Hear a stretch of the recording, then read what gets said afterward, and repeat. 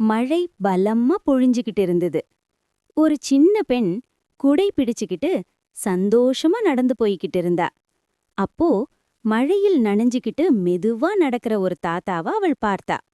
ஒரு வினாடி கூட யோசிக்காம, தாத்தா, இந்த குடை நீங்க பிடிங்கன்னு சொல்லி குடைய அவங்க கையில கொடுத்தா.